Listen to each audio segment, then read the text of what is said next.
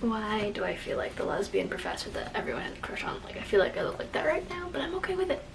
Hey friends, it's Teresa and welcome back to my channel. Today's video is going to be me discussing the books that I plan to read in the month of February. So I think I have a total of 5 or 6 books. Sounds about right. That I'm hoping to read in February. One I've already started in January and I'm like about a quarter of the way through. I'm hoping to have most of it done before the end of this week, so I just don't have to worry about it anymore. Let's get into it before I forget about a book, because it's gonna happen. It always happens. So the first book that I'm planning to finish in February, and I'm about like almost halfway through, is Into the Water by Paula Hawkins. This is an adult mystery thriller following this young woman who returns to her hometown after her sister ends up dead in the river. Unfortunately, she has not been the only person who has ended up dead in the river. There's been another girl, a young teenage girl, and now it's them trying to piece together exactly what these girls' relationships are and why their demise ended up inside a river. I'm only like 160 pages in, so it's not terrible like progress that I've made considering I started this like a week ago, and I have read and finished 2 other books that I have started before and like in the middle of this book. So far right now, it's very slow. Like with most mystery thrillers, it is very slow and very character driven in the first half. I'm finally in like the second or third part and things are slowly starting to pick up, but you know, it's kind of slow and I'm kind of struggling, but it's fine. I don't think, as of right now, I don't think this lives up to my love for Girl on the Train, which is her first book of hers that I enjoyed.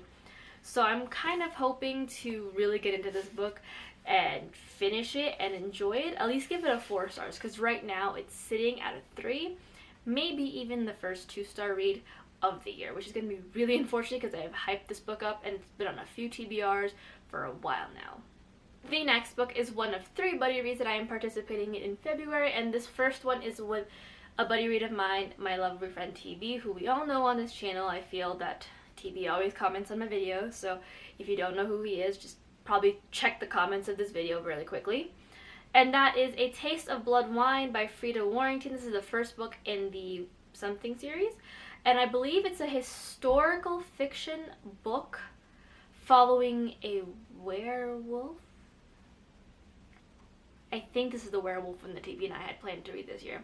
I could be very, very wrong, but I'm pretty sure this is the werewolf one. I'm really excited to pick this out. I feel like mine and TB's buddy reads always go pretty well. We end up either both liking the book or both hating the book, and there's no really in between. But our reading taste, when we do read the same book or similar books, do tend to line up, so I'm very excited to see where we fall on this book and to tell you guys an accurate like description of what this book is, because sometimes TB sends me things and it just sounds interesting, so I'm like, do you want a buddy read? And he agrees, and I never do any kind of research following it up, and then I have to explain to a camera what this book is about, and I'm sitting here like, I don't know, but it's fine. Most of the other times I tend to explain my other books fairly okay, so I think I can give myself a pass with like not knowing what this one book is. The next buddy read is actually my first buddy read with my friend Helen, and that is The Magicians by Lev Grossman. This is the first book in The Magicians. I think, how many are there? I want to say there's like maybe 4 or 6 books overall, so it's either a series or a quartet, I forget. But Helen and I absolutely adore the TV show, so I bugged her a couple days ago and was like, have you read The Magicians yet? And she's like, no. Am I sensing a buddy read? And I'm like, yes, if you can find it. And she found a copy because she's not currently where she is residing. Excited to start this with her. This is I want to say new adult. I'm going to say a new adult high fantasy novel following young Quentin, who kind of doesn't fit in the world, and he finds himself realizing that magic exists, and this magical place that he kind of grew up with and helped him kind of cope with the world, basically in Narnia, exists as well, and that he can go ahead and travel into this world. Basically, from what my understanding of the TV show, it is basically Harry Potter in college meets Narnia on crack. But I'm not entirely sure how different the books are. I know some differences from the books and the movies, primarily with the characters, but I don't know how different the plot is in the execution of the books. So I'm excited to get into this book, and hopefully I enjoy it as much as I do the TV series. I still haven't finished the last season because it just came out on Netflix, so don't give me spoilers. I'm kind of having separation anxiety with the thought of finishing the series out, so yeah, hopefully I like this book. Hopefully Helen and I both like this book, because like, it'd be very sad if we didn't, considering how much we love the TV show. The next buddy read should come as no surprise to you guys, considering in March the sequel comes out, and that is Chain of Gold by Cassandra Clare. I am buddy reading this with basically the entire group chat, save for a couple of people. This is kind of a spin-off series of The Infernal Devices by Cassandra Clare, which takes place in Victorian era London. However, this takes place with their children in Edwardian London. Cordelia Carstairs comes back to London after being away for a while due to a mysterious scandal involving her father that she's kind of unaware of up until this point. There, she kind of meets up with her good friend Lucy and James, and things ensue, and there's romance and mystery and lots of demons.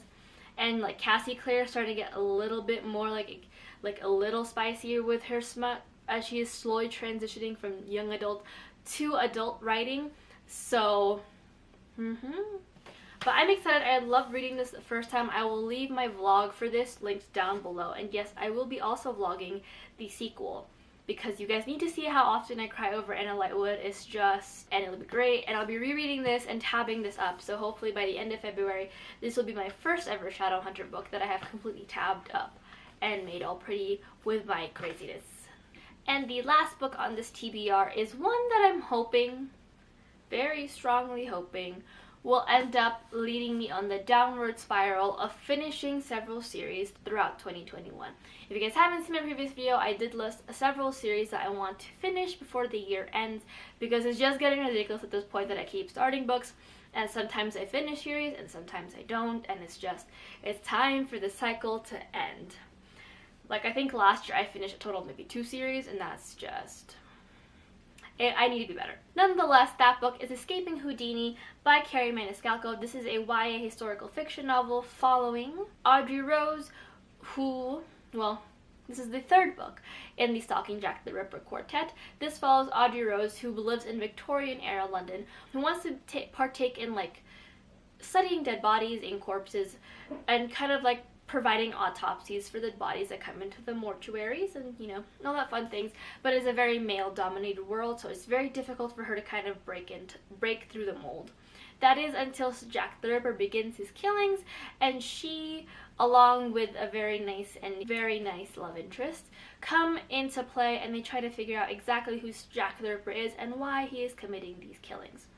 I haven't read this series in a while, but I do remember the 2nd book very well, because that's how my memory works. I forget what I had for dinner, but I remember about a book that I read several years ago without a problem. But I'm really hoping that I'll go ahead and enjoy this book as much as I did the 2nd book, and then I can go ahead and finish out the series, and Lisa can stop yelling at me every time I mention Thomas Cresswell, because I have no idea what happens to him.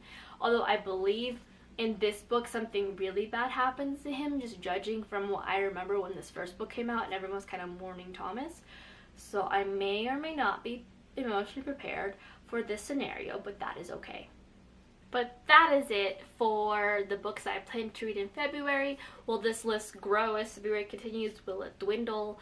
Will I read through all these books? I'm hoping so. I got really close to finishing my TBR in January, and it's really sad that it did not happen.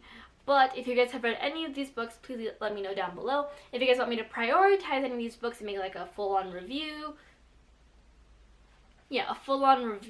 or make a book of the week, which I haven't done in a while, let me know as well, and I'd be happy to do that for you guys. Any ideas for future videos, you know, comments are there.